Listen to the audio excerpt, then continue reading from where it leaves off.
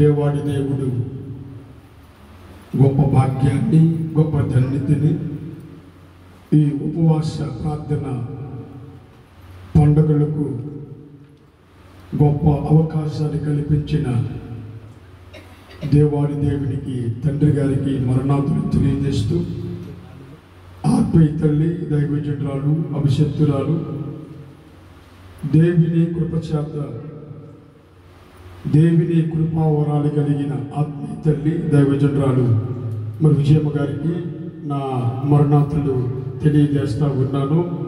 అలాగనే మరి దేవుని దాసులు మాకు ఎంతగానో ఆత్మీయులు, మమ్మల్ని ప్రేమిస్తూ ఆదరిస్తూ పలకరిస్తూ ఉంటారు.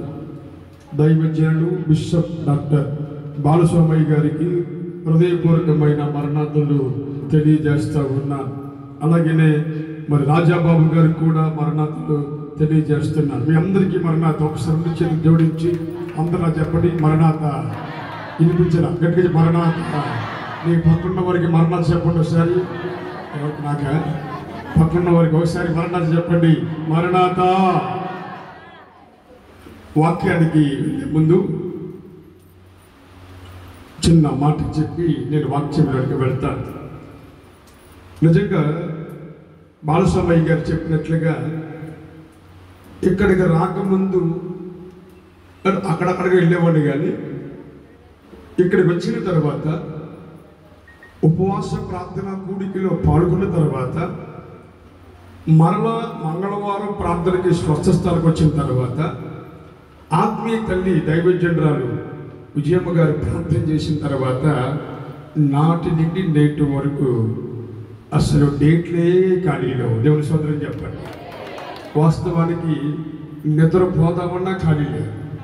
అంత బిజీగా తెలుగు రాష్ట్రాల్లో, భారతదేశంలో ఆయా రాష్ట్రాల్లో, ఆయా ప్రాంతాల్లో దేవుడు మహిమార్థంగా వాడుకున్నాడు.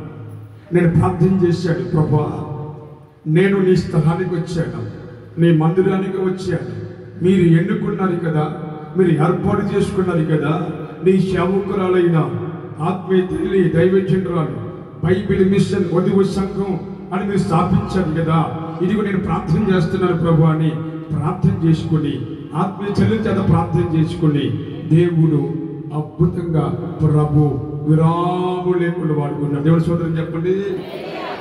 మరలా రేపు బయలుదేరి హైదరాబాద్ వెళ్తాను, మళ్ళీ హైదరాబాద్ నుంచి వైజాగ్ నుంచి బళ్ళారి డేట్లు అద్భుతంగా దేవుడు తన మహిమార్థంగా ప్రభు వాడుకుంటున్నాడు.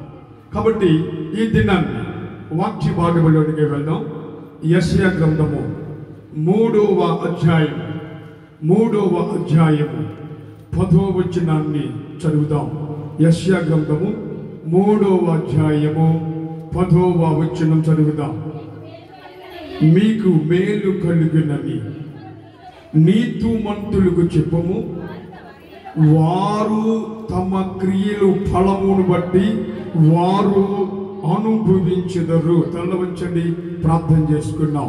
మహోన్నతుడా, సర్వోన్నతుడా, జీవాధిపతి, నీ నామమును స్తుతిస్తూ ఉన్నాను. ఇదిగో ఇంతవరకు అయా పాటల్లో ఆరాధనలో నాయనా మీరు మహిమ పొందారు. ఈ రానైనా ఈ యొక్క తండ్రి ఈ యొక్క సమయంలో ఈ ఉపవాస మనోహరమైన పండుగలలో రచన ఉజ్జీవ ఉపవాస కూడికలలో ప్రభువా మొదటి రోజుగా అయ్యా నీ మాటల్ని ప్రకటిస్తుండగా నా నోటికి మీరు బోరుగా ఉండి మా అందరితో మీరు మాట్లాడమని యేసు నామములో ప్రార్థిస్తున్నాను తండ్రి, ఆమేన్. మరణాత మరణాత. చాలా అద్భుతమైన మాట మనం చదువుకున్నాం. అక్కడ రాయబడిన మాట మరలా చదవాలి. మీకు మేలు కలుగునని ఎవరు చెప్పమన్నాడు?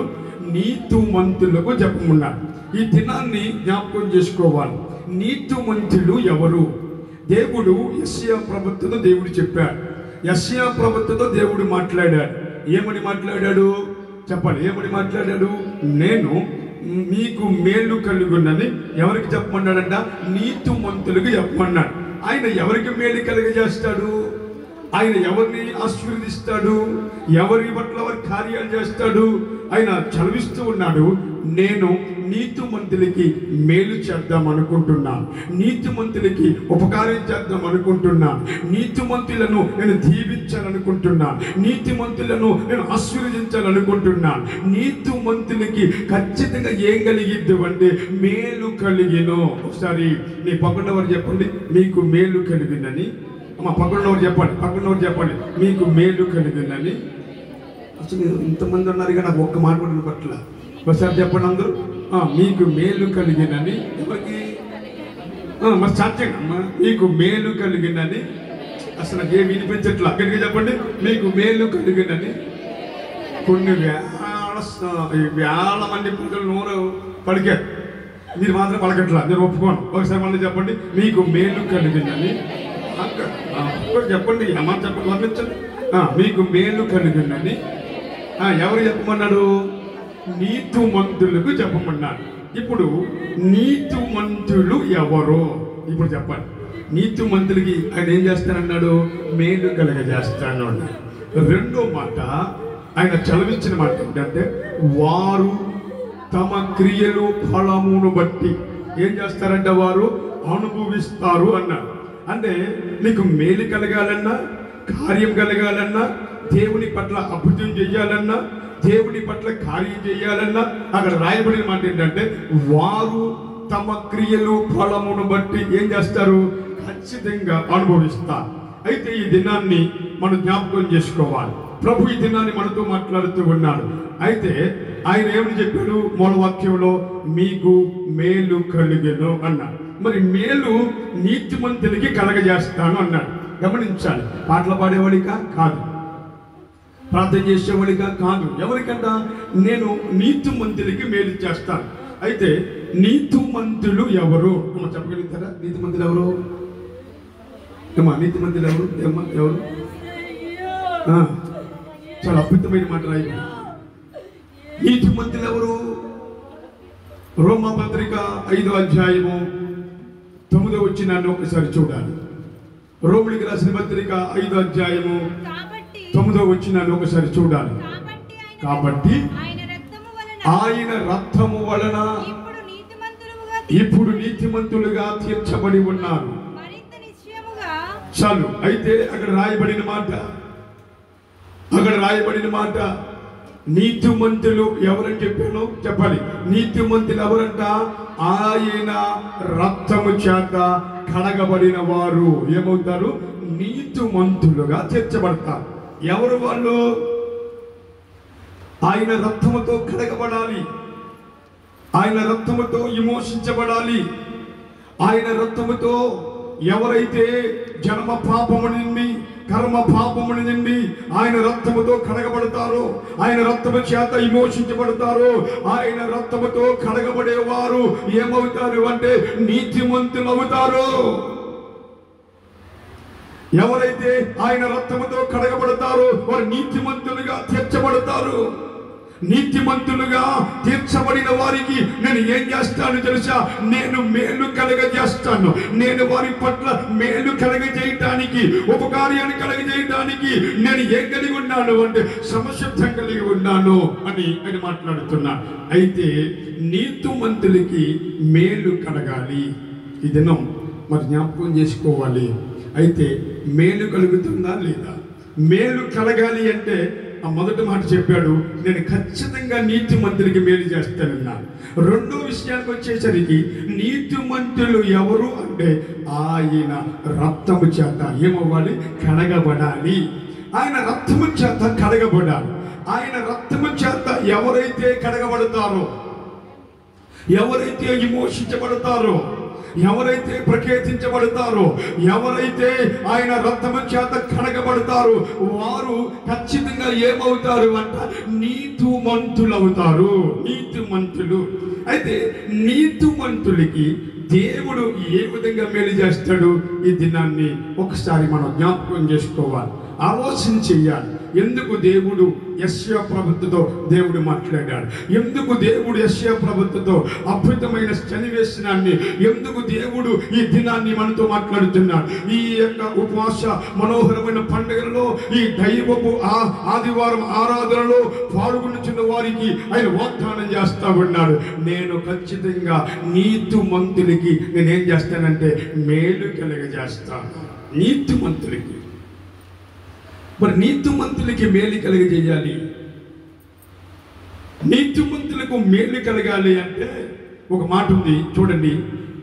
ఇర్మియా గ్రంథము 5వ అధ్యాయము 25వ వచనాన్ని ఒకసారి చూడండి. ఏమి రాయబడిందో, మీ దోషములు వాటి క్రమమును తప్పించి మీకు మేలు కలగకుండా ఉండడానికి కారణం. అబ్బో, ఇదేంటి చాలా అద్భుతమైన మాట రాయబడింది.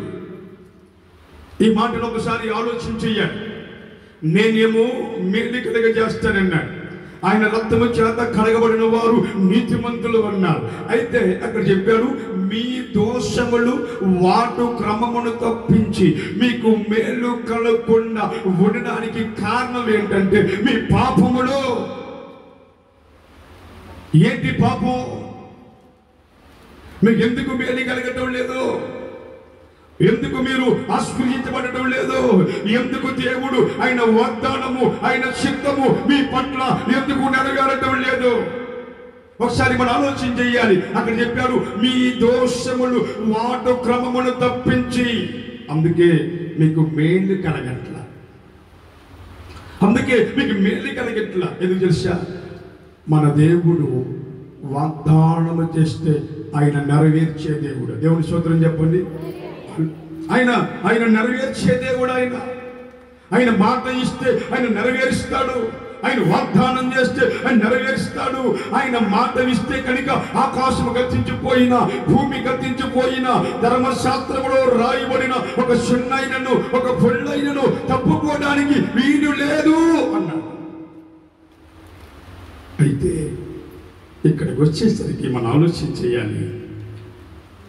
నీతిమంతులకి మీకు ఎందుకు మేలు కలగటం లేదంటే మీ దోషములు వాటి క్రమాన్ని తప్పించేశారు.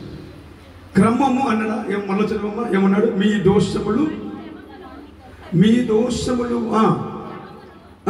దోషములు క్రమమును తప్పించి మీకు మేలు కలగకుండా ఉండడానికి కారణం ఏంటంట? పాపములు అన్నాడు. ఏంటి పాపం చెప్పండి. పాపం ఏంటి? రోమాపత్రిక 14వ అధ్యాయము 23వ చివరి వచ్చిన అనుకుంటాను. అద్భుతమైన మాట రాయబడింది. ఆ మాటను ఒకసారి చూస్తారా? అనుమానించువాడు తినిన ఎడల విశ్వాసము లేకుండా తినిను గనుక దోషి అని తీర్పినందును విశ్వాసము మూలము కానాడదో అది ఏమను? పాపము అన్నా. అబ్బా, ఇదంత అద్భుతమైన మాట. అనుమానించువాడు విశ్వాసము లేకుండా తినను గనుక విశ్వాసము మూలము కానాడదో అది ఏమవుతుందంటే పాపం. ఒక మాటలో చెప్పాలంటే పాపము అంటే ఏంటంటే అందరికి తెలిసిన విషయం ఏంటంటే ఆజ్ఞ అతిక్రమించటము పాపం. దేవుని మాట వినకపోవడం పాపం. దైవజనురాలు ఆత్మీయ తల్లి మన కొరకు ప్రార్థన చేస్తున్నప్పుడు మాటను వినకపోవడం పాపం. ఇక్కడికి వచ్చిన తర్వాత విశ్వాసము లేకుండా నువ్వు ఉండకపోవడం పాపం. ఆయన చెబుతున్నాడు, విశ్వాసము మూలము కానాడదో అది ఏమవుతుందంటే పాపం అవుద్ది. పాపం పాపం పాపం పాపం. ఏంటి పాపం? అక్కడ చెప్పాడు, విశ్వాసము మూలము కానాదది అది పాపము అన్నాడు. పాపము. ఎందుకు నీకు మేలు కలగట్లేదో? ఎందుకు దేవుని మన పట్ల కార్యాలు చేయటం లేదో? ఎందుకు పరిస్థితులు మార్చబడటం లేదో? ఎంతవరకు దేవునితో నువ్వు అనుబంధాన్ని కలిగి ఉన్నావో? ఇదిగో మీ పాపం, మీ యొక్క దోషములు వాటి క్రమాన్ని తప్పించేశాయి. అందుకే నీకు మేలు కలగటంలా. ఏంటి క్రమం? ఏం తప్పించేస్తాయి? మీ పాపములు అడ్డొచ్చేస్తాయి, మీ దోషములు వాటిని క్రమాన్ని తప్పించేస్తాయి. అందుకే నీకు మేలు కలగట్లేదు. ఓ మాటలో చెప్పాలంటే జనవరి నుండి ఇప్పుడు వరకు ఒక ఆదివారం ఆరాధన మానలేదు అన్నవాడి చేతి చూపించండి. ఏమా నా మాట అర్థమైందా? జనవరి నుంచి ఇప్పుడు వరకు ఒక ఆదివారం ఆరాధన మానలేదు అన్నవాడి చేతి చూపించిందమ్మా. నువ్వు ఎత్తాడు స్తోత్రం. మరి మిగతా వాడి సంగతి ఏంటి? ఏమా నా మాటలు అర్థమవుతుందా? 2 చేతులు గట్టిగా మరణాత చెప్పండి. మరణాత. మీరు అసలు చెప్పట్లా. నేను మాట్లాడి మీరు తిరిగి అక్కడ వాటర్ ఇక్కడ వాటర్ అమ్మ చేంజ్ అయ్యి 40 కిలోమీటర్ల వర్షంలో కలిసే పాస్టర్ గారి పాపం అక్కడి నుంచి అనకాపల్లి రావడం 40 కిలోమీటర్లు ఏమీ లేవు. 4 గంటలు లేచి 1 గంట పడుకుని 4 గంటలు లేచి వర్షంలో తడిసి 40 కిలోమీటర్ల బండి మీద వచ్చి ట్రైన్ మొత్తం మీద ఏదో విధంగా తెప్పలు పడి ప్రభు తీసుకొచ్చాడు. మరణాత. అసలు మాట్లాడి అసలు వాయిసే రావడం లేదు. దేవునికి మరణాత చెప్పగట్టి మరణాత. ఇప్పుడు నేను ప్రశ్న, ఎందుకు నీకు మేలు కలగటం లేదన్నాడు? మీ దోషములు వాటిని క్రమాన్ని తప్పించేశాయి. అందుకే నీకు మేలు కలగటంలా, అందుకే నీ పరిస్థితులు మార్చబడలా. ఇక్కడ ఆయన తెలియజేస్తున్న మాట ఏంటంటే, ఆయన మనతో మాట్లాడుతున్న మాట ఏంటంటే, ఆ తండ్రి వారు తెలియజేస్తున్న మాట ఏంటంటే, జనవరి నుండి ఇప్పుడు వరకు ఒక ఆదివారం ఆరాధన నేను మానలేదు అన్నవాళ్ళు ఒకళ్ళు 2 3 ఎత్తారు, మిగతా వాళ్ళు ఎత్తలేదు. ఆరాధన మానేసే వాళ్ళు సాతాను పిల్లల, దేవుని పిల్లల? ఇప్పుడు నేను చెప్పను, మీ నోటితో చెప్పాలి. ఏమా విశ్వాసులు పిశాచులు అవుతున్నారు, పిశాచులు విశ్వాసులు అవుతున్నారు. నో, పిశాచులు విశ్వాసులు అవ్వాలి కానీ ఏమవ్వకూడదు. విశ్వాసులు పిశాచులు అవ్వడానికి వీలు లేదు. గమనించాలి. ఎందుకు మేలు కలగటంలా? జనవరి నుండి ఇప్పుడు వరకు గమనించవలసిన విషయం. ఎందుకంటే ఆదివారము ఎందుకు ఆరాధన చెయ్యాలి అంటే, ఆదివారము వినరా ఆయన మరణాన్ని జయించాడు. మరణాన్ని జయించి తిరిగి లేచిన జయశీలుడు కనుక ఆయనను ఆరాధించడానికి ఖచ్చితంగా మనం ఏం చేయాలంటే దేవుని మందిరములో మనం కనపడాలి. ఆదివారం ఆరాధన. ఒక మాట కొరింథీయులకు రాసిన మొదటి పత్రిక 16వ అధ్యాయం మొదట వచ్చిన ఒక చదవండి. ఏమి రాయబడిందో? పరిశుద్ధుల కొరకైతే, చందా విషయమైతే నేను గలతీ సంఘమునకు నియమించిన ప్రకారము మీరు చెయ్యండి. నేను వచ్చినప్పుడు చందా పోగు చేయకుండా ప్రతి ఆదివారమున, ఎప్పుడమ్మా? ప్రతి ఆదివారమున మీలో ప్రతి వాడును ఏం చేయమన్నాడు? తాను వర్తిల్ల కొలది కొంత సొమ్ము నీవు ఏం చేయాలంటే నిల్వ చెయ్యాలి. ఎవరి కొరకు అమ్మా? ఎవరి కొరకు? అక్కడ చూడాలి. ఎవరి కొరకు? పరిశుద్ధుల కొరకు అన్నారు. నీతిమంతుల కొరకు, పరిశుద్ధుల కొరకు. మనం చదవాలన్నమాట. పరిశుద్ధుల కొరకు అయితే నేను గలతీ, అక్కడ చందా విషయం అయితే అంటే ఎవరు? పరిశుద్ధులు, నీతిమంతులుగా ఎంచబడిన వారు, పరిశుద్ధులుగా ఎంచబడిన వారు, దేవుని మందస్సానికి, దేవుని మందిరానికి వస్తున్న వారు ప్రతి ఒక్కరు కూడా ఏం చేయాలి అంటే అక్కడ చెప్పాడు, ప్రతి ఆదివారమున మీలో ప్రతి వాడును తాను వర్తిల్ల కొలది కొంత సొమ్ము నిల్వ చేసి ఎప్పుడు తీసుకురమ్మన్నాడంటే, నువ్వు ఖచ్చితంగా ఆదివారం నాడు తీసుకుని రావాలి. అది ఆదివారం. ఎందుకంటే మనల్ని కలుసుకోవడానికి ప్రభు వస్తాడు. ఆయన కలుసుకోవడానికి మనం రావాలి. పరిశుద్ధుల కొరకు ఆయన ఒక చందా విషయమైతే నియమాన్ని పెట్టాడు. ఒక పద్ధతిని పెట్టాడు. అక్కడ చెప్పాడు, మీలో ప్రతి వాడు ఏం చేయాలంట, తను వర్ధిల్ల కొలది కొంత సొమ్ము కొంత కానుక దేవుడికి ఇచ్చిన దాంట్లో దేవుడికి ఇస్తున్నప్పుడు ఖచ్చితంగా ఆత్మీయ సంఘానికి, తల్లి సంఘానికి, దేవుని మందిరానికి ఖచ్చితంగా తీసుకుని రావాలి. అక్కడ చెప్పాడు. ఏమి చెప్పాడు అంటే ప్రతి ఆదివారమున అన్నాడు. ఎప్పుడమ్మా? ప్రతి ఆదివారమున. అవును, మంగళవారం అనేది అది ఖచ్చితంగా మంగళవారం అనేది మన స్వస్థ స్థలం. మంగళవారం అనేది దేవుడు నియమించాడు, ఏర్పాటు చేశాడు. ఎందుకంటే మంగళవారం ప్రార్థన ద్వారా అనేక మంది రోగులు, అనేక మంది చేతబడి శక్తులు, అనేక మంది బంధకాల్లో ఉన్న వారిని దేవుడు కార్యం చేయడానికి మంగళవారం స్వస్థ స్థానం పెట్టాడు. మంగళవారం ప్రార్థన ఎంత ముఖ్యమో ఆదివారము ఆరాధన కూడా అంతే ముఖ్యం. దేవుని స్వతంత్రం కలిగిన గాక ఆదివారం ముఖ్యమో. ఆదివారమున ఎందుకు దేవుడి జీవితంలో మేలు చేయడం లేదు? ఎందుకు నీవు ఆశీర్వదించబడడం లేదు? సరే ఆలోచించేయండి. ఒక వారం వచ్చి మరొక వారం రాకపోతే ఎవరి పిల్లలు అవుతారు? ఖచ్చితంగా సాతాని పిల్లలు అవుతారు. కొంతమంది ఆదివారం నాడు ప్రయాణాలు చేస్తారు, ఆదివారం నాడు శుభకార్యానికి వెళ్తారు. ఆదివారం పిల్లలు గమనించవలసిన విషయం, ఫిలిప్పీయులకు రాసిన పత్రిక 2వ అధ్యాయము 21వ వచనంలో రాయబడింది. అక్కడ అద్భుతమైన మాట రాయబడింది. ఆ మాట చూడండి ఒకసారి. అందరూ తమ సొంత కార్యములే చూసుకుంటున్నారు కానీ యేసుక్రీస్తు కార్యములను చూడరు. ఎంత అద్భుతమైన మాట. అందరూ తమ సొంత కార్యాలే ఏం చేస్తున్నారంట? చూసుకుంటున్నారు కానీ అంటే ఏంటి? ఇంక అవల అందరూ తమ సొంత కార్యాలు చూసుకుంటున్నారు కానీ ఎవరి కార్యాలు చూడరు? యేసుక్రీస్తు కార్యాలను చూడరు.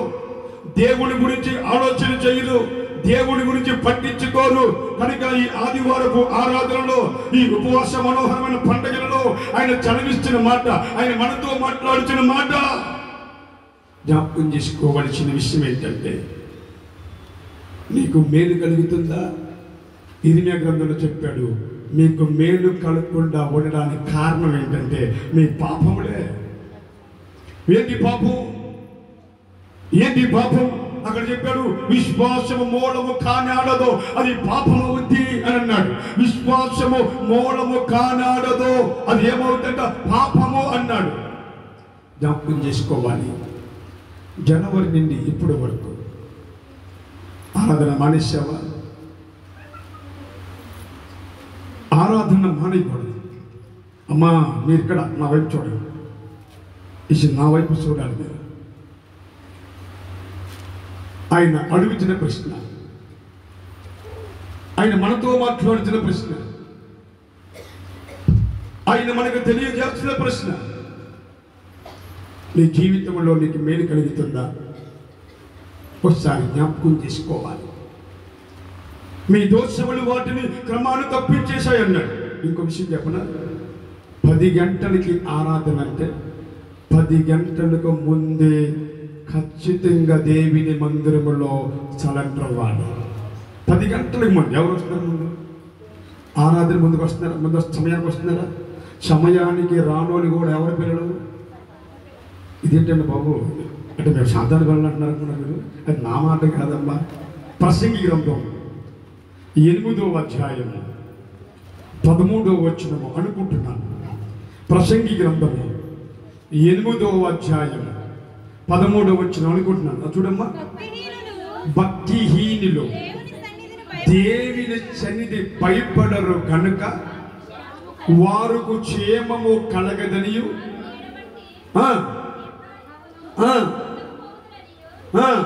చాలు.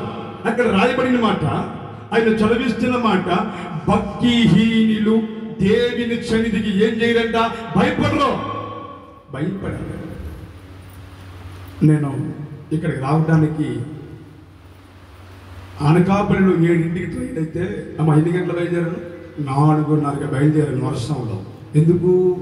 నేను ప్రయాణం చెయ్యాలి కనుక, రావాలి కనుక దేవుడి దగ్గరికి వచ్చేటప్పుడు, ఆయన మందిరానికి వచ్చేటప్పుడు, ఆయనను ఆరాధించడానికి వచ్చేటప్పుడు, ఆయనను ఘనపరచడానికి వచ్చేటప్పుడు, ఆయన మహిమపరచడానికి వచ్చేటప్పుడు ఖచ్చితంగా మన దేవుడు ఎవరు అంటే క్రమము కలిగిన వాడు. మనకు బైబిల్ మిషన్ వధువు సంఘానికి ఒక క్రమం ఉంది. క్రమం ఉంది. క్రమము లేనివాడు మానవుడు, కానీ క్రమము కలిగిన వాడు ఎవరంట? మన దేవుడు. క్రమము కలిగిన వాడు. దేవుని సన్నిధికి భయపడరు. ఆరాధనకు సమయానికి వెళ్ళాలని ఆలోచన ఉండదు. పందల కాడే వెళ్ళాలని ఆలోచన ఉండదు. 10 గంటలకు ముందే దేవుడి సన్నిధిలో కనబడాలని అసలు ఆలోచనే ఉండదు. కనుక కావలి వాడు ఉదయం కోసం ఎదురు చూసినట్లు మన ప్రాణం ఎవరి కొరకు ఎదురు చూడాలంటే ఆయన కొరకు ఎదురు చూడాలి. ఆయన కొరకు ఎదురు చూడాలి. ఆయన కొరకు ఆశపడాలి. ఆయన కొరకు తపన పడాలి. ఆయన కొరకు మీరు గమనించవలసిన విషయం, ఎందుకు నీకు మేలు కలగటం లేదో, ఎందుకు నీవు ఫలించడం లేదో. యోహాను సువార్త 15వ అధ్యాయం 5వ వచనంలో అద్భుతమైన మాట రాయబడింది. ద్రాక్షావళిని నేను, ఏంటమ్మా, తీగల ఏగల, జాగ్రత్త చదవండి. రాత్రి ఆవిడ వాక్యం జరుగుతుంది. ఏగలు కాదమ్మా, సరిగ్గా చదవంటే ఏగలు అంటుందా? ఏగలు కాదు, తీగలు. ద్రాక్షావళిని నేను, తీగలు మీరు. ఎవడు నా యందు నిలిచి ఉండినో, నేను ఎవడు యందు నిలిచి ఉండినో వాడు బహుగా ఫలించును. నాకు వేరుగా ఉండి మీరు ఏమయో. ఏమన్నా చూసి చదువుతాను, చూడడం జరుగుతున్నా? ఏమన్నా నేను చూసి చదువుతున్నాను. మరి చూడకుండా చదివేటప్పుడు నేను కాస్త చదవాలి కదా. అంటే నేను చూడకుండా చదువుతున్నా. చూడకుండా చదివేటప్పుడు మీరు ఏం చేయాలి? ఖచ్చితంగా భయపడి చదవాలి. గట్టిగా మరణాలు చెప్పండి. మరణాతా. మత్తయి సువార్త 29వ అధ్యాయం 3వ వచనం చదవండి. అమ్మా ఒక నిమిషం. ఎన్ని అధ్యాయాలు ఉన్నాయి మత్తయి సువార్తలో? అమ్మా ఎన్ని? అమ్మా ఎన్ని? 20. నేను ఎన్ని చెప్పాను? మీరేం చేశారు? అంటే మీరు వాక్యం చదువుతున్నారా? వాక్యము చదివే అనుభవం ఉండాలి. వాక్యము చదవాలి. వాక్యమును చదవాలి. వాక్యము చదివే అనుభవం ఉండాలి. అందుకని సంఘముతో చెప్తున్న మాట, ఏ వినుడు గాక. అమ్మా ఏ వినుడు గాక. చెవులు లేని మానవుడు ఉన్నాడా? చెప్పరేంటమ్మా. చెవులు లేని మానవుడు ఉన్నాడా? చెవులు లేని మానవుడు ఉన్నా? చెవులు లేని మానవుడు లేడు. కానీ అక్కడ చెప్పాడు, సంఘముతో చెబుతున్న మాట ఏ వినుడు గాక అన్నాడు? చెవు కలిగిన వాడు వినుడు గాక అన్నాడు. అంటే నాకు అర్థం తెలుసా? కొంతమందికి ఏముంటాయంటే దురద చెవుడు. ఏ చెవుడమ్మా? దురద చెవుడు. వాక్యాన్ని అర్థం కాదు. ఈ మధ్యకాలంలో ఒక వివాహానికి వెళ్ళాం. వివాహానికి వెళ్ళినప్పుడు పెళ్ళికొడుకు పెళ్లి కూతురు. పెళ్ళికొడుకు ఏమో గోంగూర పచ్చడి తిన్నాడు, పెళ్లి కూతురు ఏమో వంకాయ కూర తిన్నాడు. ఎందుకంటే ఇద్దరు దురదలు ఉన్నాయంట, మనకు తెలియదు విషయం. అది తినేసాడు. దురదకునే లక్షణం ఏంటంటే చిక్కు ఉండదు. ఏమో ఉండదా? ఎంత గోగుతే ఎంత కమ్మగా ఉంటుంది. అది అది ఎవరున్నా వాడికి అనవసరం. దురదకి ఏమన్నా చిక్కు ఉండదు. వాడు గోగు కలిది వాడు కమ్మగా ఉంటుంది.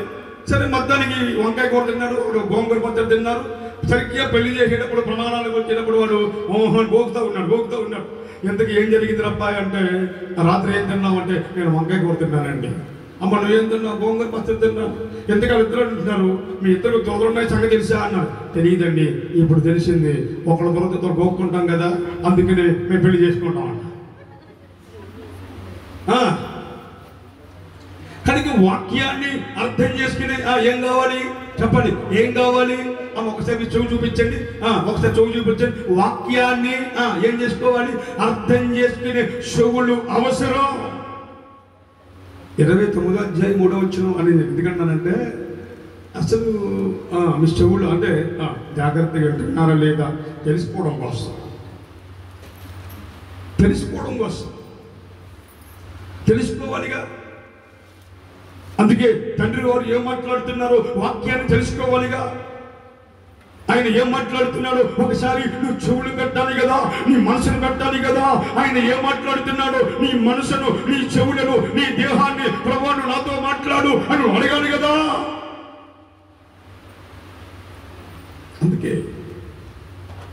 దేవుడి మాటలు చాలా జాగ్రత్తగా వినాలి. వింటే మన జీవితంలో గమ్యమైపోతాయి. చాలా అద్భుతమైన మాట చెప్పాడు ఆయన. మనతో మాట్లాడుతున్న మాటలు, భక్తిహీనులు దేవుని సన్నిధికి భయపడరు అన్నాడు. భయపడరు, సమయానికి రారు, సమయానికి రారు, ఆరంభానికి రారు. ఎప్పుడు వస్తారు తెలిసే కొంతమంది పాటలు పాడాక, ప్రార్థన చేసాక, పాటలు పాడాక, ఆరాధన చేసాక ఇలాగూ వస్తే నీ జీవితంలో నీకు పట్ల ఆయన కార్యం చేయడం. అందుకే యోహాను సువార్త చెప్పాడు, ద్రాక్షావళిని నేను తీగల మీరు ఏమన్నాడు మళ్ళీ, నేను ఎవరి యందు నిలిచి ఉండేనో ఎవరి యందు నేను నిలిచి ఉంటాను. వాడు ఎలా ఉంటాడంట, బహుగా బహుగా ఫలించును, బహుగా ఫలించును. నాకు వేరుగా ఉండి మీరు ఏమీ చేయలేరు, నాకు వేరుగా ఉండి మీరు ఏమీ చేయలేరు. ద్రాక్షావళి తీగలు కలిసి ఉంటే కానీ ఫలిస్తుంది కదా. ఆ విధంగా మనం ఏం చేయాలంటే దేవునితో అనుబంధాన్ని కలిగి ఉండాలి. అందుకే మూలవాక్యులు అన్నాడు, తమ క్రియలు ఫలమును బట్టి వారు ఏం చేస్తారంట, అనుభవిస్తారు.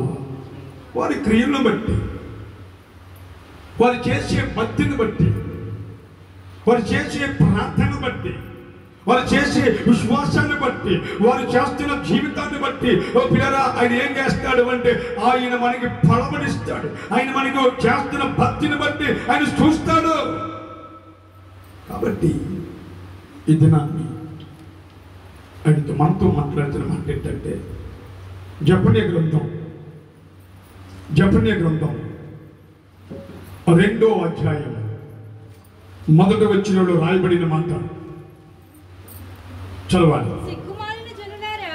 ఏ జనుడు, ఒకసారి చూడమ్మా.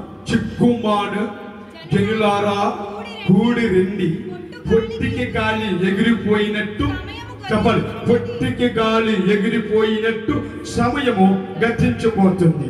ఇది నిర్ణయము కాకమునిపే, యెహోవా ఉగ్రత దినము మీ మీద రాకమునిపే కూడి రండి. ఏ జనులంట, చిక్కుమాను జనులారా. చిక్కుమాను జనులారా ఎవరు వాళ్ళు? సమయానికి రారు. 10 గంటలకు ముందు వీళ్ళు గమనించాలి. 10 గంటలకు ముందే ఏం చెయ్యాలి అంటే దేవుని సన్నిధిలో కనబడాలి, పోటీ పడాలి, రాజీ పడకూడదు, పోటీ పడాలి. ఆయన కలుసుకోవడంలో, ఆయన ఆరాధించడంలో, ఆయన సేవించడంలో, ఆయన మందిరానికి రావడంలో పరిగెత్తుకుని మనం ఏం చేయాలంటే రావాలి. అందుకే జెఫన్యాకు చెప్పాడు, చిక్కుమాను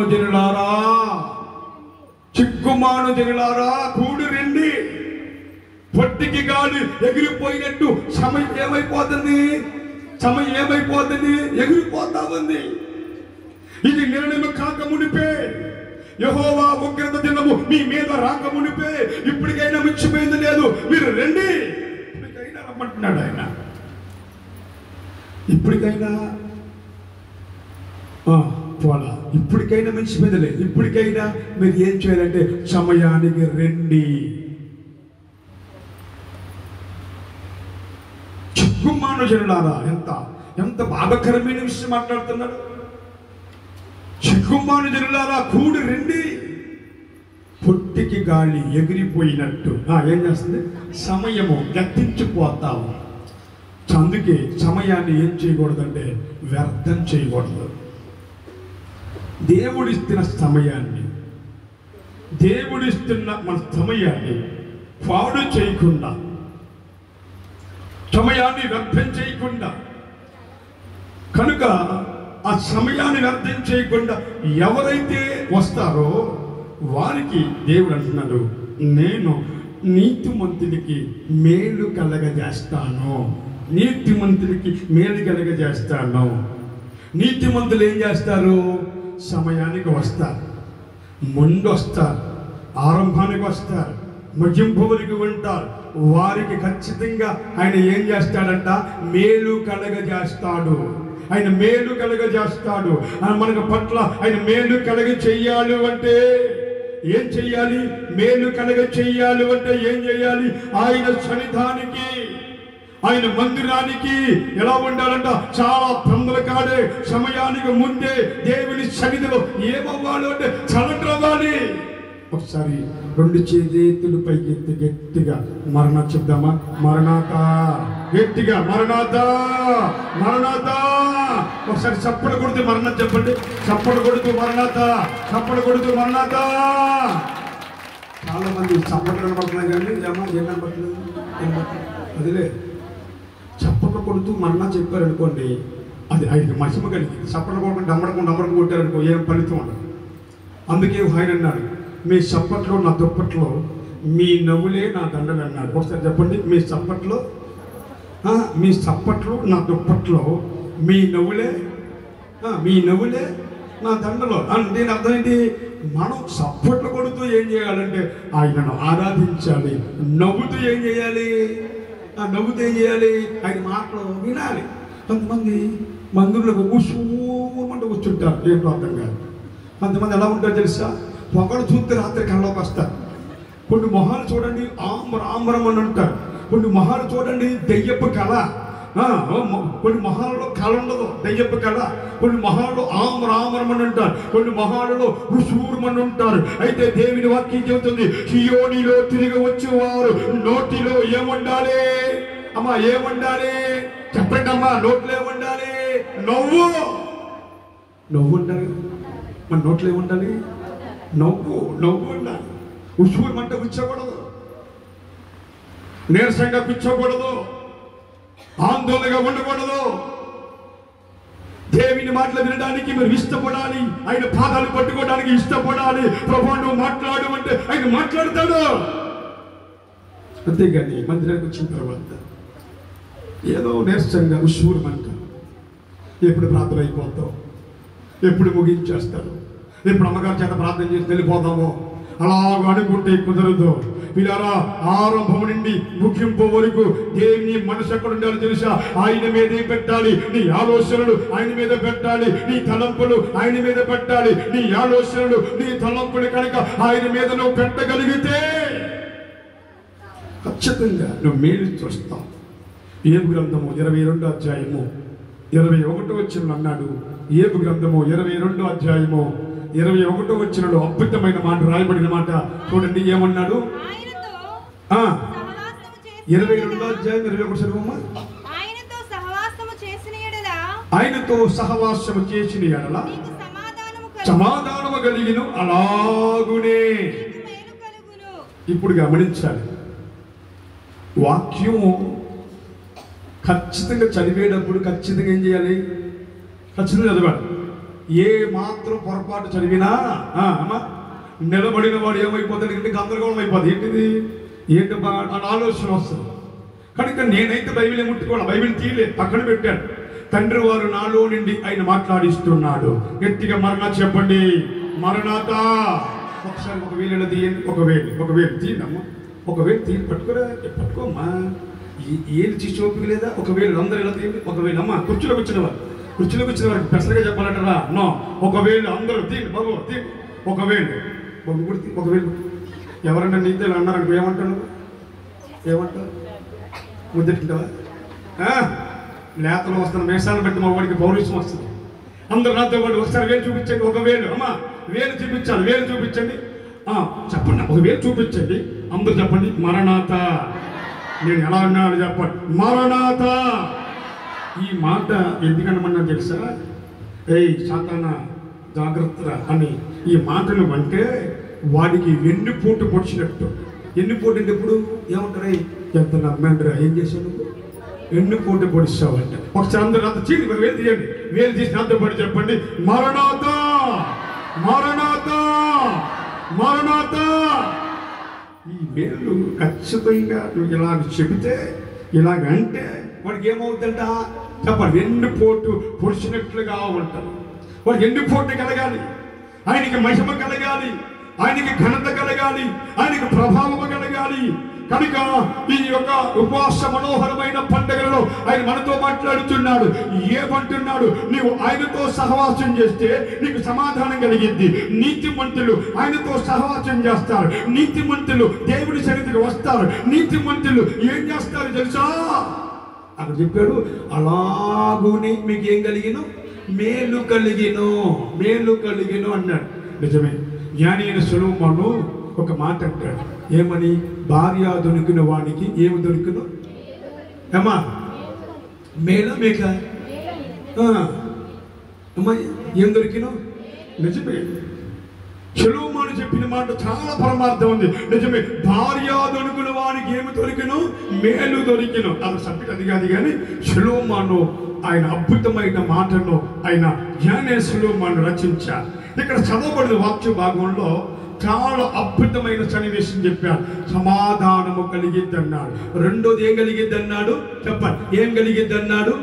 మేలు కలిగిను, మేలు కలిగిను అన్నాడు. మరొక మాట ఉంటుంది, యథార్థవంతులకు ఆయన ఏ మేలు చెయ్యక, చెప్పండి, ఏ మేలు చెయ్యక మానడు. ఆయన మేలే చేసే దేవుడు కానీ కీడు చేసే దేవుడు కాదు. ఆయన మేలు చేస్తాడు. ఆయన కీడు చేసే దేవుడు కాదు. ముందుగా వాక్యం అన్నాడు, వారు తమ క్రియలు ఫలమును బట్టి వారికి నేనేం చేస్తాను? ఫలాన్ని ఇస్తాను. వారికి జీతాన్ని ఇస్తాను. వారికి ప్రతిఫలాన్ని ఇస్తాను. వారికి నేను ఏం చేస్తాను అంటే వారు చేస్తున్న భక్తిని బట్టి, వారు చేస్తున్న విశ్వాసమును బట్టి, వారి క్రియలను బట్టి నేనేం చేస్తానంటే వారికి ఫలముని ఇస్తాను అన్నాడు. గమనించాలి. అయితే ఈ దినాన్ని ఆయన మనతో మాట్లాడుచిన మాట ఆదివారం. ఒకసారి 119వ కీర్తన 53వ వచనం అనుకుంటున్నా. త్వరగా చూడాలి ఏం రాయబడి ఉందో. నీ ధర్మశాస్త్రములను విడిచి నడుచుతున్న భక్తిహీనులను చూడగా ఏం పడుతుంది నాకు? అధిక రోషం. మోషేతో అంటాడు, మోషేతో దేవుడు అంటాడు, నేను రోషము కలిగిన దేవుడను, నా ఆజ్ఞను గైకొన్న వారిని 1000 తరముల వరకు కరుణిస్తా అంటాడు. మోషే, నీవు ఐగుప్తులో ఉన్న నా ఇశ్రాయేలు ప్రజల దగ్గరికి వెళ్ళు. నేను రోషము కలిగిన వాడినని, నేను ఉన్నవాడునని, నేను అన్నివాడునని వారికి ప్రకటించు అన్నాడు. మరలా చదవబడిన మాట ఏమి రాయబడి ఉందో? నీ ధర్మశాస్త్రమును విడిచి నడుచుతున్న, అంటే నీ ధర్మశాస్త్రమును విడిచి నడుచుతున్న భక్తిహీనులు ఎవరు వాళ్ళు? అబ్బా, చాలా ఇంపార్టెంట్ మాట. నీ ధర్మశాస్త్రమును విడిచిన అర్థం ఏంటి? ఆదివారము ఆరాధన రాకుండా నడుచుతున్న భక్తిహీనులు. ఆదివారం ఆరాధన రావాలి. ఆదివారం బంధువులు వచ్చినా, స్నేహితులు వచ్చినా, విఐపీలు వచ్చినా, కొత్త కోడలు వచ్చినా, కొత్తలు వచ్చినా వాళ్ళని ఎంట పెట్టుకుని మందిరానికి తీసుకురాగలిగితే పొరపాటున ఆదివారం మీ ఇంటికి రారు. మరొక మాట అర్థం చేసుకోవాలి. ఎవరు వచ్చినా, ఏమో కొత్తలు వచ్చినా, చెప్పండి, కొత్త కోడలు వచ్చినా, విఐపీలు వచ్చినా, ఎవరు వచ్చినా ఎప్పుడు ఆదివారం వస్తే వాళ్ళకి కాస్త మంచినీళ్ళు ఇచ్చి ఒక టీ ఇచ్చి వాళ్ళని ఏం చేయాలంటే మాడబట్టి ఎంత పెట్టి ఎక్కడ తీసుకురావాలి? తీసుకొస్తే వస్తారు మీ ఇంటికి ఆదివారం. అరే బాబు, వీళ్ళకి ఆదివారం వెళ్ళేమంటే వీళ్ళు ఎక్కడ తీసుకెళ్తారు మనల్ని? ఆదివారం కనుక ఈ ఇంటికి వెళ్తే మనం కూడా మాడిపోతావురా బాబు. ఈ ఇంటికి పొరపాటున ఎప్పుడు వెళ్ళకూడదు? చెప్పండి, ఆదివారం వెళ్ళకూడదు అని చెప్పేసి ఆదివారం రారు.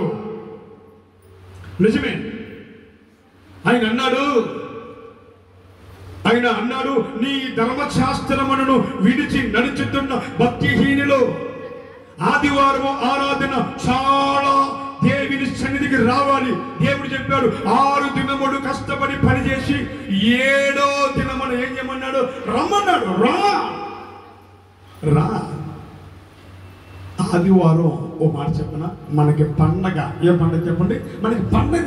ఆయన ఆరాధించడానికి రావాలి, అని కలుసుకోవడానికి రావాలి.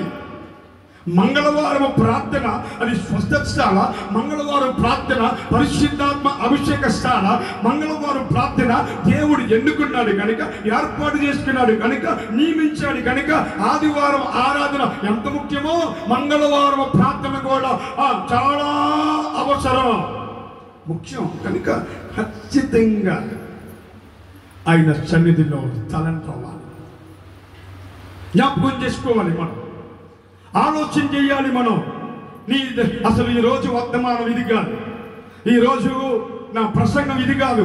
ఎందుకో అమ్మగారు ఆరాధన చేస్తూ ఉన్నప్పుడు, లేఖనాలు చదువుతూ ఉన్నప్పుడు ఎందుకో తండ్రి వారు నాలో నిండి ఆయన చదివిస్తాడు, నువ్వు నిలబడు, నేను మాట్లాడుతాను, నువ్వు నిలబడు, నువ్వు గ్రంథం కూడా తెరవద్దు, నిలబడు, నా పిల్లలతో నేను మాట్లాడుతాను అని చెప్పాడు. అందుకే నేను గ్రంథాన్ని నేను తీయలేదు, చదవలేదు.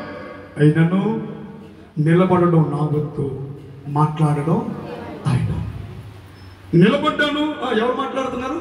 ఆయన మాట్లాడుతున్నాడు. నిలబడ్డాను, ఆయన వాడుకుంటున్నాడు. నిలబడ్డాను, ఆయన వాడుకుంటున్నాడు. అయితే గమనించవలసిన విషయం, నీ ధర్మశాస్త్రమును విడిచి నడుచుతున్న భక్తిహీనులు, అధిక రోషం. రోషం అంటే ఏంటి చెప్పండమ్మా? రోషం. ఎవరైనా మాట్లాడుకుంటారా? చెప్పండి ఏమా? ఊడుకోండి. ఏం పడుతుంది దానికి? రోషం, కోపము, పౌరుషము, రోషం కలిగింది. ఒక మాట అంటే సహించలేరు, ఒక మాట అంటే ఓర్చుకోలేరు. కనుక ఎవరైతే ఆదివారం ఆరాధనకు రారో, మందిరానికి రాకుండా, దేవుని మందిరానికి రాకుండా, సహవాసానికి రాకుండా, పిల్లరా గమనించవలసిన విషయం, అలాంటి వారిని చూచినప్పుడు నువ్వు ఏం చేయాలంటే, నీకు రోషము కలిగి వారితో పలకరించి, వారితో మాట్లాడి, ఎందుకు రాలేదు మందిరానికి అని చెప్పి మరొకసారి వారిని నడిపించేవారిగా ఉన్నా. ఒక అమ్మ సుమారుగా, ఈ అమ్మంత వయసు, ఆ ఊళ్ళో ఉన్న గొప్ప విషయం ఏంటంటే, మందిరానికి వెళ్తుంది, తన ఆత్మీయ తల్లిదండ్రుల దగ్గరికి వెళ్ళి ప్రార్థన చేస్తుంది. ఆ విధంగా భక్తుల్లోకి వెళ్తాం. సుమారు 60 సంవత్సరాలు పైబడి ఉంటాయి. పిల్లలు లేరు, ఎవ్వరు లేరు. బాబు ఆమె పోషించబడాలిగా. ఆత్మీయ తల్లిదండ్రులు అన్నారంట, అమ్మా ఈ వయసులో ఏం కష్టపడతావు, ఎక్కడే ఉండు, మాతో పాటు ఉండు, దేవుడి చింతిద్దాం, దేవుడి చింతిద్దాం ఉందాం అంటే, లేదు నేను దేవుడు నాకు ఆరోగ్యం ఇచ్చాను కదా, ఖచ్చితంగా నేను కష్టపడతాను. ఆవిడ ఏం చేసిందంటే, అమ్మ ఒకసారి నా వైపు చూడ, ఇక వాక్యం వైపు చూడకూడదు, నేను చెప్పేటప్పుడు నా మాటలు వినాలి. ఒకసారి గట్టిగా మరణా చెప్పండి, ఇదేనా గట్టిగా చెప్పండి, మరణాత. అది ఏమా నేను చెప్పనా, నువ్వు ఎంత చెబితే నీకు అంత ఆరోగ్యం, ఎంత చెప్తే, చెప్పకపోతే ఇంకంతే, మొహంకనే వేస్తున్నావు, షుగర్ మంటనే వేస్తున్నావు. కనుక ఆవిడ కరివేపాకు ఒక గంప తీసుకుని, గంప కొనుక్కుని కరివేపాకు అమ్ముకుని, ఆ కరివేపాకు గంపలో వేసుకుని వీధులంట, మా చందులంట, బజార్లంట తిరుగుతూ కరివేపాకు కరివేపాకు కరివేపాకు అని అమ్మి, కరివేపాకు అమ్ముకుంటున్నప్పుడు ఇంటికి వెళ్తుంది కదా, వెళ్ళినప్పుడు అమ్మ ఒక్క 2 నిమిషాలు టైం ఇస్తారా అని. ఏంటమ్మా, నేను ఒక ఆయన గురించి చెప్పాలనుకుంటున్నాను, రెండోది మా ఆత్మీయ తల్లి గురించి చెప్పాలనుకుంటున్నాను, ఒక్కసారి ఎంతరా అని. కొంతమంది అన్న వాళ్ళంట, ఇలాగ నువ్వు 2 నిమిషాలు టైము పెంచుకుంటూ వెళ్ళిపోతే కరివేపాకు ఏమైపోతే ఎండిపోతాయి, ఇక నువ్వు రేపు పనికిరావు కదా అని. ఎండిపోయినా పర్లేదు కానీ మీరు రక్షించబడితే నాకు అదే సంతోషం అని. సరే, ఆమె 3 భాగాలుగా చేసి, మొదటిగా రక్షణ పొందింది, మందిరానికి వస్తుంది, నమ్మకంగా ఉంది, విశ్వాసంగా ఉంది. ఆమె జీవితంలో ఒక ఆదివారం ఆరాధన కూడా మానకుండా వస్తాం. ఆమె వస్తున్నప్పుడు ఆ కరివేపాకు అమ్ముకుంటున్నప్పుడు ఏం చేసింది తెలుసా? సువార్త ప్రకటించింది. రెండవది సంఘం గురించి ప్రకటించింది, ఆత్మీయ తల్లిదండ్రుల గురించి ప్రకటించింది. ఇలాగూ ఆమె ప్రకటిస్తూ, ఇలాగూ ఆమె వ్యాపారం చేసుకుంటూ, ఇలాగూ ఆమె బ్రతుకుతూ జీవిస్తూ, విశ్వాసము కలిగి, అనుబంధాన్ని కలిగి ఉంటూ ఉన్నప్పుడు గమనించాలి, ఆ సువార్త ప్రకటిస్తున్న కరివేపాకు అమ్ముకుంటున్న అమ్మ తన మందిరానికి సుమారుగా ఎంతమంది నడిపించింది తెలుసా? 500 మంది ప్రభు దగ్గరికి వచ్చారంట. గట్టిగా మరణాత చెప్పండి, మరణాత. ఎంతమంది రచించారు? ఒకరు ఎంతమంది అమ్మా? ఒకరు ఎంతమంది? మరి నువ్వేం చేస్తున్నావు? ఒక్కరినన్నా తీసుకొచ్చావా? కనీసం నీ ఇంటి పక్క వారి గారికి నువ్వు చెప్పావా? కనీసం నీ ఇంటి వారికన్నా చెప్పావా? ఇదిగో బైబిల్ మిషన్ ఉద్యమ సంఘంలో కార్యాలు జరుగుతున్నాయి, అద్భుతాలు జరుగుతున్నాయి, మేలు జరుగుతున్నాయి. ఒక మాట చెప్పాలంటే ఒక్కసారి కనుక అడుగు పెడితే చాలు ఏమైపోద్ది తెలుసా? దానికి నేనే సాక్షి. ఒకప్పుడు సరికి మీటింగ్స్ ఉండేవి కాదు. క్యాంపస్ చూడడం ఏజెన్సీలో ఉంటే నాకు చాలా కష్టంగా ఉండేది. సరైన బట్టలు ఉండేవి కావు. చాలా బాధపడుతూ ఉండేవాడిని. కానీ తండ్రికి తెలుసు ఎప్పుడు ఎక్కడ నడిపించబడాలో, ఎప్పుడు ఎక్కడికి రావాలో. ఆ రావలసిన స్థలానికి వచ్చిన తర్వాత, ఆశీర్వాదము తీసుకున్న తర్వాత, నాటి నుండి నేటి వరకు దేవుడు ఏం చేస్తున్నాడు అంటే ఒక అద్భుతముగా, ఒక ఘనముగా ఆయన ఏం చేస్తున్నాడంటే ఆశ్చర్యకరమైన కార్యాలను జరిగిస్తూ ఉన్నాడు. గట్టిగా మరణాత. ఒక్క కరివేపాకు అమ్ముకున్న ఆవిడ ఎంతమంది వచ్చారు? 500 మంది సంఘానికి నడిపించింది, బాప్తిసం ఇప్పించింది. దేవుడు ఆమె ద్వారా ఏం చేశాడు అంటే ఆ పరిచర్యను దేవుడు దీవించాడు. ఎంతమంది రప్పించింది ఆవిడ? 500 మంది. మరి నువ్వు ఎంతమందిని రక్షించావు? ఏమ్మా, నువ్వు ఎంతమందిని రక్షించావు? కనీసం నీ కుటుంబాన్ని రక్షించుకోగలిగావా? కనీసం నీ భర్తను రక్షించుకోగలిగావా? కనీసం ప్రభువా నాకు కలిగిన రక్షణ నా కుటుంబానికి కలగాలి కదా, నా యజమానుడిని కలగాలి కదా, నా పిల్లలకు కలగాలి కదా, నా పరిస్థితులు మార్చబడాలి కదా. నీవు నీతిమంతునికి మేలు చేస్తానని వాగ్దానం చేశావు కదా.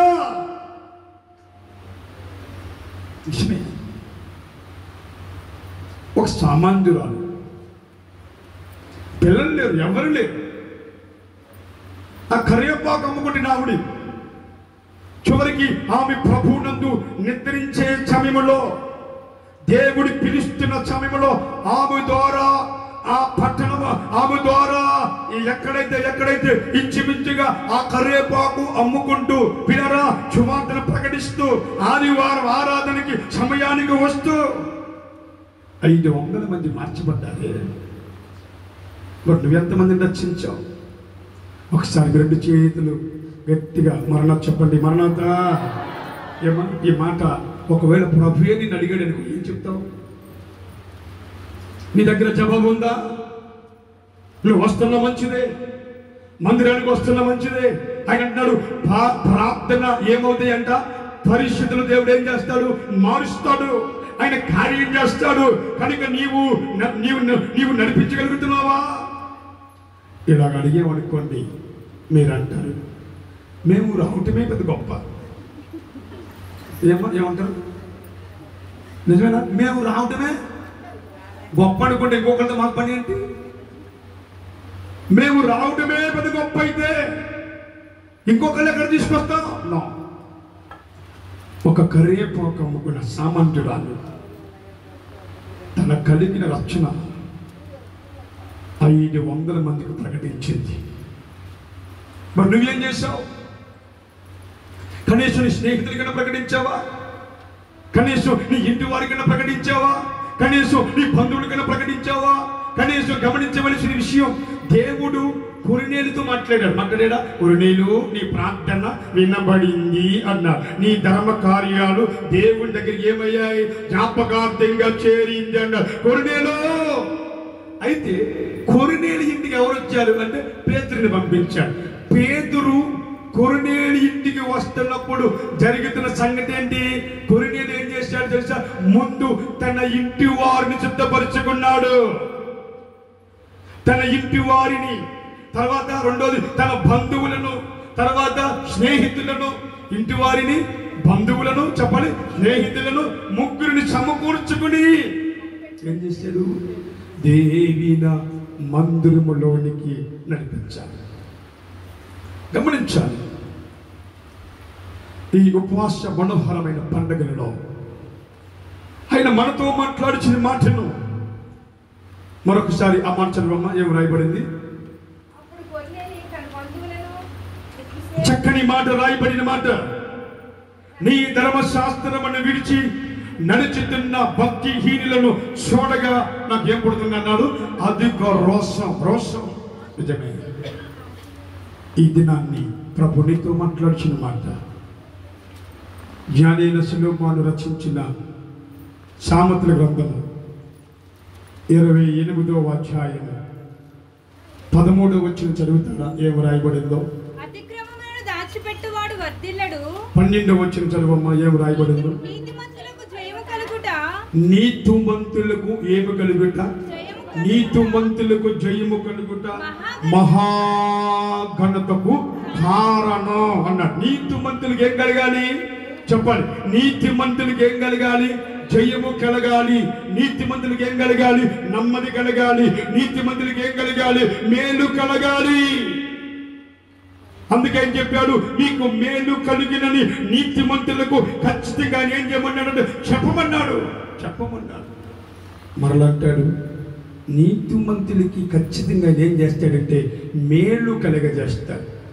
ఇది నానెందుకో ఈ వాక్యం ద్వారా ప్రభు మనందరితో మాట్లాడుతున్నారు. ఆదివారము ఆరాధన ఖచ్చితంగా సమయానికి 10 గంటలకు ముందే దేవుని సన్నిధిలో కనబడాలి. దేవుని సన్నిధిలో సరెండర్ అవ్వాలి. దేవుని కలుసుకోవడానికి, ఆయన ఆరాధించడానికి రావాలి అని ఈ దినాన్ని ప్రభు చెబుతున్న మాట ఏం తెలుసా? ఒక వారం వచ్చి మరొక వారం రాకపోతే నీ జీవితంలో మేలును చూడలేవు. మేలు కలగాలి అంటే ఎందుకో ఈ దినాన్ని ఈ మాటల ద్వారా ఆయన మనతో మాట్లాడిస్తూ వస్తున్నాను. ఆయన మాట్లాడుచిన మాటలో ఎందుకు ఈ యొక్క రోజు అసలు ఈ వర్తమానమే కాదు, కానీ ఈరోజు ఈ వర్తమానము ద్వారా ఆయన మాట్లాడుచున్నాడు. ఆయన మాట్లాడుతున్నాడు అంటే ఏబు గ్రంథం 5వ అధ్యాయము 17వ వచనంలో రాయబడింది. ఏబు గ్రంథము 5వ అధ్యాయము 17వ వచనంలో రాయబడింది, దేవుడు గద్దించిన మనుషుడు ధన్యుడు. దేవుడు గద్దించిన మనుషుడు ఎలా గద్దిస్తాడు? దేవుడు వాక్యము ద్వారా గద్దిస్తాడు. వాక్యము ద్వారా దేవుడు గద్దించినప్పుడు లోపడాలి. ప్రార్థన ద్వారా దేవుడు గద్దించినప్పుడు లోపడాలి. దర్శనము ద్వారా దేవుడు గద్దించినప్పుడు, దర్శనము ద్వారా, స్వప్నము ద్వారా దేవుడు గద్దించినప్పుడు, దేవుడు మాట్లాడినప్పుడు ఆ గద్దింపుకి మనం ఏమవ్వాలంటే లోపడాలి. దేవుడు గద్దించిన మనుషుడు ఏమవుతాడంట? ధన్యుడు. నిజమే. ఆయన వాక్యమును గద్దిస్తున్నప్పుడు ఆయన మాటకు మనం ఏమవ్వాలి? లోపడాలి. రెండోది, ఆయన మాటకు విధేయత చూపించాలి. మూడోది, ఆయన పాదాలను మనం ఏం చేయాలంటే పట్టుకోవాలి, ఆయనను వెంబడించాలి. కనుక ఈ ఆరాధనలో ఒకసారి జ్ఞాపకం చేసుకోండి.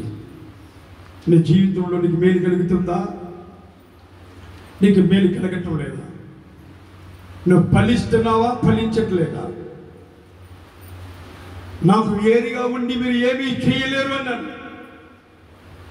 ద్రాక్షావళి తీగలు కలిసి ఉంటే కానీ ఎలాగ ఫలిస్తాయో అలాగ మీరు ఫలిస్తారు. నాకు వేరుగా ఉండి మీరు ఏమీ చేయలేరు. ఆయనకి వేరుగా ఉండి మనం ఏమీ చేయలేం.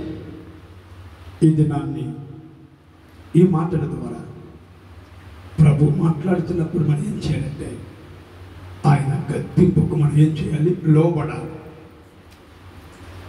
ఆయనకి మనం సరెండర్ అవ్వాలి. ఆయన మాటకి మనం ఏం చేయాలంటే విధేయతను చూపించాలి. ఈ ఆదివారం ఆరాధనలో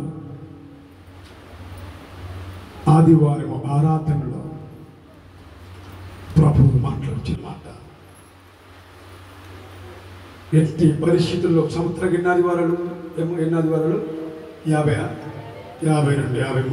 53 ఆదివారం. ఈ 52, 53 ఆదివారాలలో ఎవరైతే ఒక ఆరాధన మిస్ అవ్వరో, క్రమం తప్పకుండా వస్తారో వాళ్ళు వాళ్ళు అంత అదృష్టవంతులు. నిజమే. ఇప్పుడు హాస్పిటల్లో ఉండవు, ఆపరేషన్ జరిగాం, సర్జరీ జరిగాం, హాస్పిటల్ అడ్మిట్ అయ్యాం, నడవలేని పరిస్థితుల్లో, లేవలేని పరిస్థితుల్లో ఒకవేళ ఉంటే తప్ప మిగతా సమయంలో ఖచ్చితంగా ఎక్కడ ఉండాలి? ఆదివారం ఆరాధన మందిరానికి రావాలి. దేవుడు నా జీవితంలో ఒక అద్భుతమైన మేలు చేశాడు. మాటలు రాని వాడిని, వినుకులు లేని వాడిని, మోగవాడిని, చెవిటివాడిని, ఎర్రోడిని, మోగ సైజులు చేసిన వాడిని, అసలు పూర్తి పేరు రామన్న చౌదరి అని నామకరణం చేయబడిన నా జీవితంలో మాట లేని వాడిని, వినుకుడు లేని వాడిని గమనించాలి. అందుకే వాక్యంలో ఉంది, నిన్న నేడు ఏకరీతిగా ఉండినవాడు.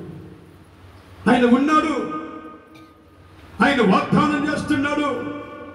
ఒకసారి నిర్మకాండము 34వ అధ్యాయము 10వ వచనం అనుకుంటున్నాను, నేను బైబిల్ తీయలేదు కనుక. అందుకు ఆయన, ఇక్కడ ఒక చదవండి, దగ్గరలో చదవండి, నాకు వినపడలేదు అమ్మా. అందుకు ఆయన, గమనించాడు, ఆయన వాగ్దానం చేస్తా ఉన్నాడు. నిజమే, మన బైబిల్ మిషన్ ఉదయ సంఘానికి వాగ్దానం చేశాడు. ఆత్మీయ తల్లి దైవజనురాలు ప్రవర్తరాలు విజయమ్మ గారికి దేవుడు వాగ్దానం చేశాడు. అది ఎలాంటి వాగ్దానం అంటే, అందుకు ఆయన, నేను ఒక నిబంధన చేస్తున్నాను, భూమి మీదను ఎక్కడైనను చేయబడినను అద్భుతములను నీ ప్రజల ఎదుట నేను చేస్తాను. నిజమే, దేవుడు చేస్తున్నాడు. ఆత్మీయ తల్లి ప్రార్థన ద్వారా దేవుడు చేస్తున్నాడు. ఆత్మీయ తల్లితో, అందుకే ఆయన వాగ్దానం చేశాడు, ఇదిగో అందుకు ఆయన ఒక నిబంధన చేస్తున్నాను, నేను వాగ్దానం చేస్తున్నాను, ఒక నిబంధన చేస్తున్నాను. నేను ఏంటా నిబంధన అంటే, భూమి మీదను ఎక్కడైనను చేయబడిన అద్భుతములను బైబిల్ మిషన్ వధువు సంఘములో వేణిలో నేను చేస్తున్నాను. ఆయన చేస్తున్నాడు, ఆయన నిబంధన చేస్తున్నాడు, ఆయన వాగ్దానం చేస్తున్నాడు. ఆయన నిబంధన, ఆయన మాట ఇస్తే కనుక ఖచ్చితంగా నెరవేర్చే దేవుడు. నేనే కాదు, మా బిషప్ గారు, పెద్ద బిషప్ గారు కూడా, నాగమోహనయ్య గారు కూడా, వారి మేనగోడలు అమ్మ ఏదో అందని ఏదో మొత్తానికి ఏదో పురుగుల మందు ఏదో తాగేసి హాస్పిటల్ అడ్మిట్ అయ్యారు. చాలా ఆందోళనగా ఉన్నారు. ఆత్మీయ తల్లి గారికి ఫోన్ చేశారు, అమ్మ ఏంటి పరిస్థితి? అమ్మగారు ప్రార్థన చేసి చెప్పారు, పాప బతకదు, తండ్రి వారు తెలియజేస్తున్నారు కనుక ఆ అమ్మాయి చనిపోద్దని చెప్పారు. వాళ్ళు ప్రయత్నం చేస్తున్నారు, ఏలూరు హాస్పిటల్ అడ్మిట్ చేశారు. వాళ్ళ అమ్మ నాన్న కూడా లక్షలు ఖర్చు పెడుతున్నారు పాప బ్రతకాలని అని. అయినప్పటికి కూడా ఫైనల్గా అమ్మగారికి ఎప్పుడైతే ఫోన్ చేశారో, ఫోన్ చేసిన మరుక్షణంలో 1 గంటలో పాప ఏమైందంటే చనిపోయి. ఆమె విషయమే కాదు, పెద్ద బిషప్ గారు వ్యక్తిగతంగా ప్రార్థన విషయాల్లో, అన్ని విషయాల్లో వారితో పాటు నేను కూడా నా జీవితంలో ఇక్కడికి వచ్చిన తర్వాత దేవుడు ఏం చేస్తున్నాడు అంటే అన్ని కార్యాలు చేస్తున్నాడు. గట్టిగా మరణం చెప్పండి, మరణాత. అందుకే వాగ్దానం చేస్తున్నాడు, నేను నిబంధన చేస్తున్నా, భూమి మీదను ఎక్కడైనను చెప్పండి, ఎక్కడైనను ఎన్నడూ చేయబడిన అద్భుతములను నీ ప్రజల ఎదుట నేనేం చేస్తాను. నిజమే, ఆయన చేస్తున్నాడు, ఆయన కార్యాన్ని నెరవేరుస్తున్నాడు. నా జీవితంలో మోగవాడిగా, చెవిటివాడిగా, 18 సంవత్సరాలు నోరు లేనోడిగా, వినుకుడు లేనోడిగా బ్రతికి మరణ పడకలో, చావు బ్రతుకులో ఉన్న నన్ను దైవజనులు ఆశ్చర్య ఆరాయకమూర్తిగా ప్రార్థన ద్వారా దేవుడు మాటిచ్చాడు, వినికిడినిచ్చాడు, జీవాన్ని పోశాడు. దేవుడు అద్భుతముగా బ్రతికించాడు. ఆయన నాకు మాటనిచ్చి వినికిడినిచ్చాడు. నాకు చదువు లేదు, చదువుకోలేదు, వాళ్ళు కూడా దిద్దలేదు, కనీసం మోగ చోటు స్కూల్కి కూడా వెళ్ళలేదు. అయినను దేవుడు నాతో చెప్పాడు, నేను నిన్ను వాడుకుంటాను. నిర్మాకాండ 4వ అధ్యాయంలో 10వ వచనం చెప్పాడు, నీకు మాటిచ్చింది నేనేగా, మాటిచ్చిన వాడు నేనే, వినికిడిచ్చిన వాడు నేనే, బ్రతికించిన వాడు నేనే. కనుక ఖచ్చితంగా నేను ఏం చేస్తానంటే, నేను నా వాక్యమును చదవటం నీకు నేర్పిస్తాను. ఏం చెప్పాడు చెప్పండి? వాక్యం. నాకు ఏమి రాయటం లేదు. ఒక వాక్యం మాత్రమే రాయగలను, కానీ మిగతా ఏమీ రాయలేను. చదువు లేదు, ఏ డిగ్రీ లేదు. కానీ ఏ డిగ్రీ లేదు, కానీ నాకు యేసయ్య డిగ్రీ ఉంది. గట్టిగా మరణ చెప్పండి, మరణాంత. ఏ డిగ్రీ ఉంది నాకు? యేసయ్య డిగ్రీ. ఆయన హోదా ఉంది. అనేక రాష్ట్రాలు, కేరళ, తమిళనాడు, కర్ణాటక, ఒరిస్సా, బొంబాయి, ఢిల్లీ, అనేక రాష్ట్రాలు వెళ్తూ ఉన్నప్పుడు నాకు ఏ భాష రాదు, తెలుగు తప్ప నాకు ఏమీ రాదు. ఎక్కడికి వెళ్ళినా నేను తెలుగులో మాట్లాడితే వారు ఏం చేస్తున్నారు? ట్రాన్స్లేషన్ చేస్తున్నారు. తెలుగు భాషను ప్రతిమాగా చేస్తున్నారు. అద్భుతముగా ఆ విధంగా ప్రభు ఏం చేస్తున్నాడు అంటే, నాకు ఆయన పిల్లల చదవడానికి చదువు నేర్పించాడు. ఆయన వాక్యం చదువు నేర్పించాడు. ఆయన వాక్యమును ఎలా చదవాలో, ఏ విధంగా ధ్యానించాలో ఆయన నేర్పించాడు. ప్రభువుని అడిగాను, ప్రభువా నీ వాక్యము చదవటము కాదు, నీ వాక్యము నా హృదయములో ప్రింట్ అయిపోవాలి. ఏమైపోవాలి? ప్రింట్ అయిపోవాలయ్యా. నీ మాటలు నాకు ప్రింట్ అయిపోవాలి, నీ గ్రంథము నాకు ప్రింట్ అయిపోవాలి, నీ వాక్యమును నేను అతుక్కోవాలి. నీ వాక్యము అయ్యా, నీ వాక్యమే నాకు ఆధారం. దేవుడు ఆ విధంగా చదువు నేర్పించి, మాటనిచ్చి, వినికిడినిచ్చి, రొప్పసోడవారం ఏజెన్సీలో, మారుమూల ప్రాంతంలో, కొండల్లో, అడవిలో తీసుకువెళ్ళి దేవుడు ఏం చేస్తున్నాడు అంటే అద్భుతముగా వాడుకుంటున్నాడు. గట్టిగా అందరు మరణం చెప్పండి, మరణం. కళ్ళు మూసుకోండి, ప్రార్థన చేస్తున్నాం. మహోన్నతుడా, సర్వోన్నతుడా, నీ నామాన్ని స్తుతిస్తున్నాను తండ్రి. 19-20-21 3 రోజులు, ఆదివారము, సోమవారము, మంగళవారము, ఈ ఉపవాస మనోహరమైన పండుగలను అద్భుతముగా జరిగించారు. మొదటి రోజు, మొదటి వర్తమానం మీరు మాట్లాడారు. మీరు మాట్లాడిన మాటలు బట్టి నీకు స్తోత్రములు అయ్యా. నీ ప్రజలను, నీ కుమార్తెలను, కుమారులను దీవించింది. మా ఆత్మీయ తల్లి, దైవజనురాలు, అభిషక్తురాలు, కృపావరమ కలిగిన ఆత్మీయ తల్లి విజయమ్మ గారిని జ్ఞాపకం చేసుకోండి ప్రభువా. తల్లి ద్వారా అనేక కార్యాలు నేను ఉన్నాను అని రుజువుపరుస్తున్నాను. అందుని బట్టి స్తోత్రాలు. బాలస్వామయ్య గారిని బట్టి, అయ్యా రాజాబాబు గారిని బట్టి, అయా ధనమ్మ గారిని బట్టి, రాజుగారిని బట్టి, అయా సుజనమ్మ గారిని బట్టి, అయా సంఘాన్ని బట్టి, అయా బైబిల్ మిషన్ వధువు సంఘములో ఉన్నవారు అందరిని బట్టి ఈ నామమును స్తుతిస్తూ ఉన్నాను. మీరు మాట్లాడిన మాటలను బట్టి నీకు స్తుతులు స్తోత్రాలు చెల్లిస్తూ యేసు నామములో అడుగుచున్నాను తండ్రి, ఆమేన్. మరణాతా. ప్రభు మిమ్మల్ని దీవించును గాక. ఆమేన్.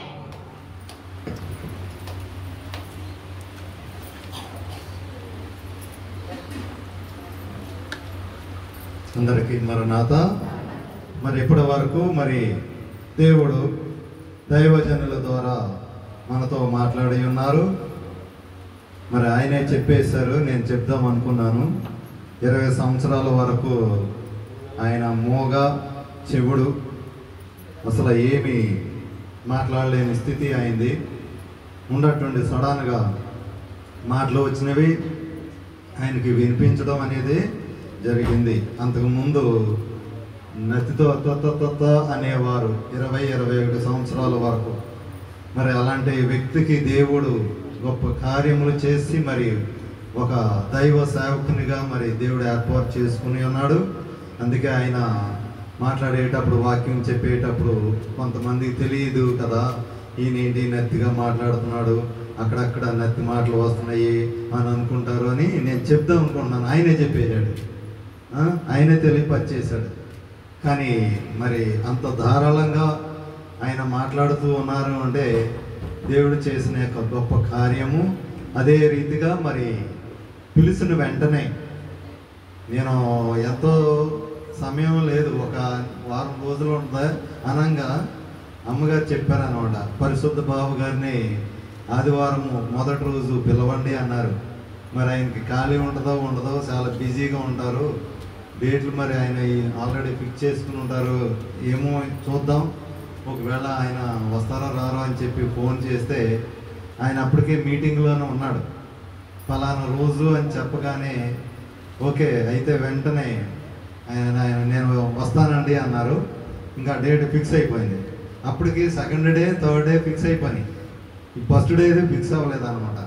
కానీ పిలిచిన వెంటనే మరి ఆయన ఓకే చెప్పేసి మరి అక్కడ వర్షం, మరి రాత్రంతా తెల్లవారుజామున ఆయన అక్కడ మీటింగ్లో పాల్గొని అనకాపల్లి నుంచి మరి రాత్రి ప్రయాణం చేసి మరి ఇక్కడికి మరి కరెక్ట్గా టైం ముందుగానే, మనం అనుకున్న టైం కంటే ముందుగానే వచ్చి మరి ఆయన మన యొక్క మందిరానికి వచ్చి మరి దేవుని యొక్క వాక్యాన్ని బోధించారు.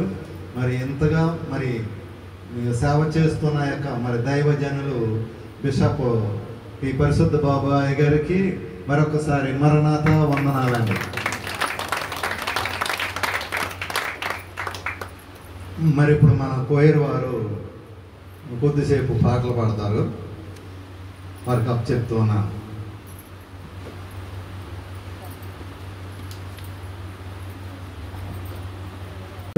మరణాత.